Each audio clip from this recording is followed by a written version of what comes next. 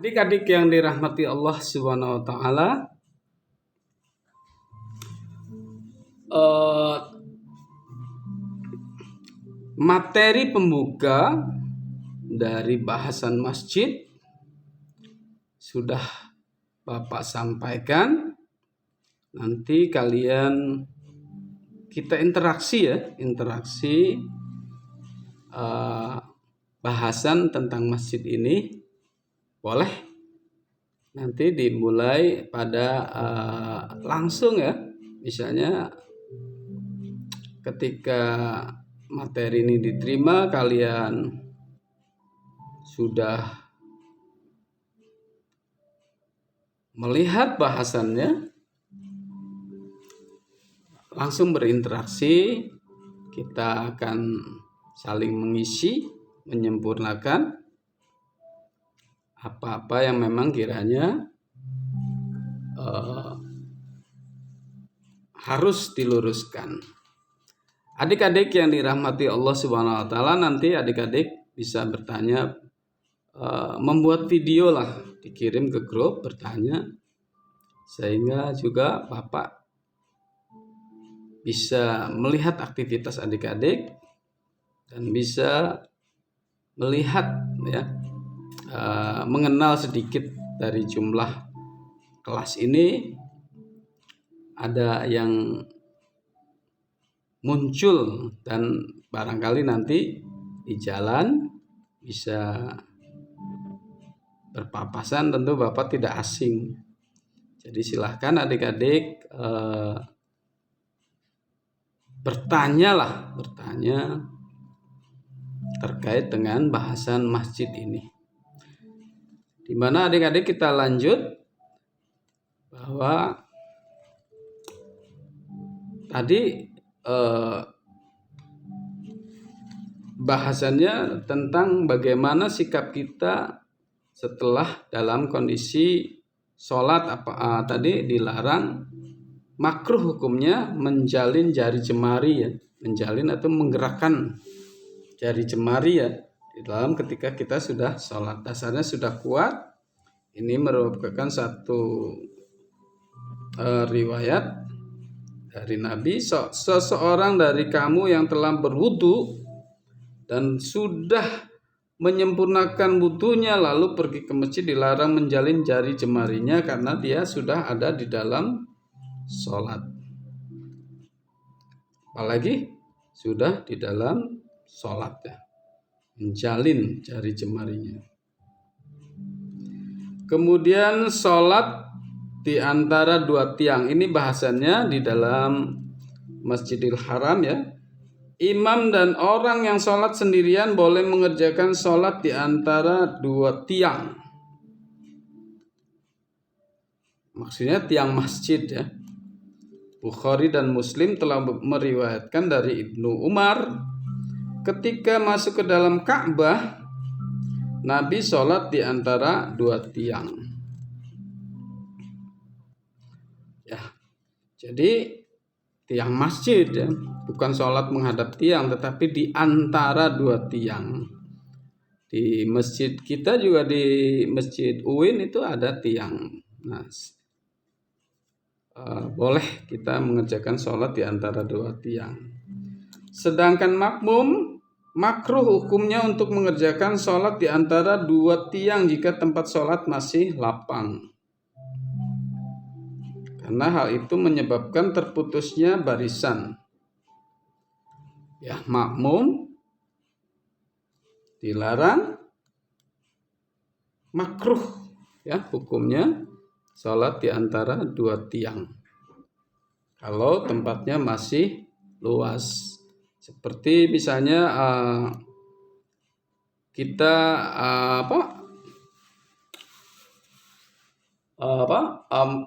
masuk ke masjid, kemudian kita sholat. Kita sholat untuk tahiyatul masjid ya. Barangkali di situ boleh dilakukan di antara dua tiang. Tapi kalau sholat berjamaah tentu ada mihrab ya. Ada mihrab. ada mihrab di mana imam berdiri di mihrab sendirian, kemudian makmum di belakangnya. Dan makruh katanya hukumnya apabila makmum sholat di antara dua tiang, kalau memang ada tempat yang masih luas. Jadi kalau Masjid Al-Hikmah yang ada di UIN itu tidak menghalangi ya, karena tiangnya juga tidak membuat putus jamaah. Bahkan di situ posisi daripada jamaah berada di depan tiang. Jadi tidak sejajar dengan tiang, tidak memutus barisan jamaah. Tetapi dalam kondisi yang ramai tentu tidak menutup kemungkinan ya. Tidak menutup kemungkinan ya bahwa makmum berada di belakang atau di antara dua tiang sehingga barisannya putus. Cuma kalau di dalam prakteknya di dalam Masjid Al-Hikmah yang milik UIN itu tidak. Bahkan posisi dari makmum itu kita lihat di depan tiang. Jadi di sini namun tidak makruh bila tempat sholat sudah sempit atau sudah tidak muat. Anas menuturkan, kami dilarang mengerjakan sholat di antara beberapa tiang dan kamu diusir darinya. Dan kami diusir darinya. Ini adalah hadis riwayat Hakim dan disahihkan olehnya. Jadi diusir darinya adalah Rasul mengusir kami dari sholat di antara beberapa tiang karena memutuskan sholat jamaah antara makmumnya. Kemudian tempat-tempat yang dilarang dilakukan sholat. Nah, di sini telah diriwayatkan larangan mengerjakan sholat di tempat-tempat berikut. Yang pertama adalah sholat di kuburan. Asy-Syekhoni, Ahmad dan Nasai telah meriwayatkan dari Aisyah bahwa Rasulullah bersabda, Allah melaknat orang Yahudi dan orang Nasrani.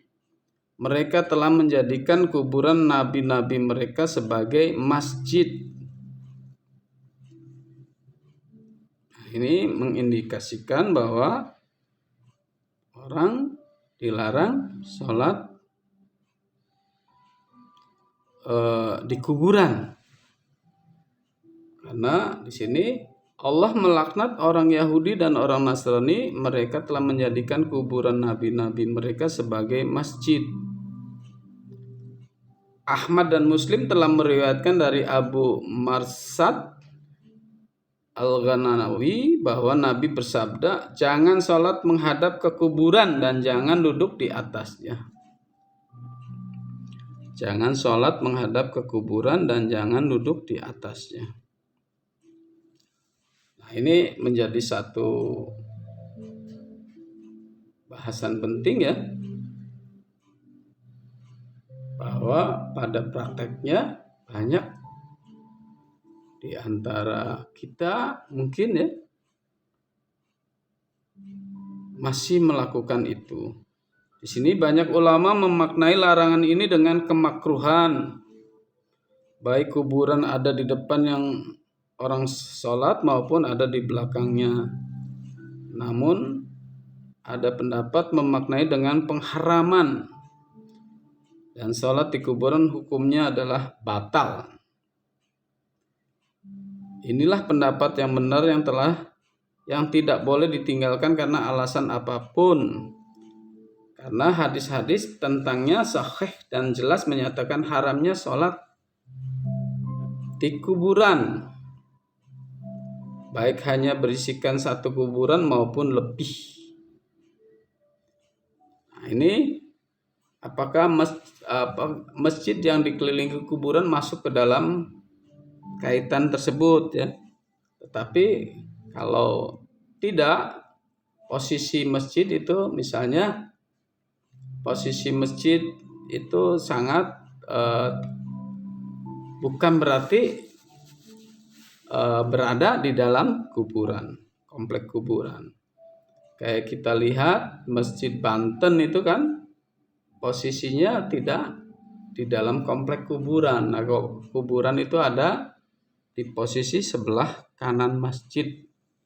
Jadi sangat bersyariat sekali posisi masjid yang ada di Banten. Ibnu Utsaimin menjelaskan dalam Asy-Syarah Al-Mumti, apabila ada orang yang bertanya apakah yang menimbulkan bahaya itu satu kuburan atau lebih, maka jawaban kami adalah satu kuburan sudah bisa menimbulkan bahaya. Karena tempat yang telah ditempati satu kuburan secara otomatis telah menjadi kuburan. Kemudian dia menambahkan kecuali sholat jenazah. Sholat ini boleh dikerjakan di tempat tersebut. Kemudian tempat-tempat yang dilarang melakukan sholat yang kedua adalah di gereja dan sinagog. Apa itu sinagog? Abu Musa al-Asy'ari dan Umar bin Abdul Aziz pernah sholat di gereja. Asy-Syafi'i, Atha dan Ibnu Sirin menganggap tak apa-apa sholat di dalamnya. Ya, tak apa-apa sholat di dalamnya. Bukhari mengatakan Ibnu Abbas pernah sholat di sinagog. Namun sinagog tersebut harus tidak ada patungnya. Dan dalam satu riwayat ini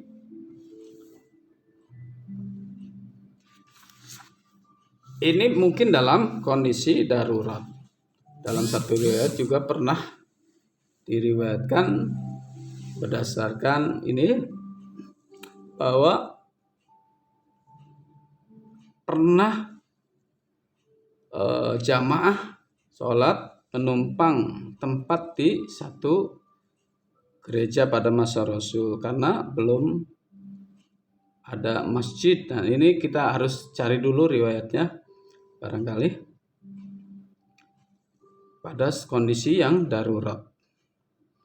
Nah, yang dimaksud sinagog di sini barangkali tempat peribadatan daripada orang beragama lain yang dipenuhi dengan patung. Di sini makanya di sini ada pernah sholat di sinagog di sini. Namun sinagog tersebut harus tidak ada patungnya. Nah, ini jadi satu bentuk daripada aturan sholat, bahwa sholat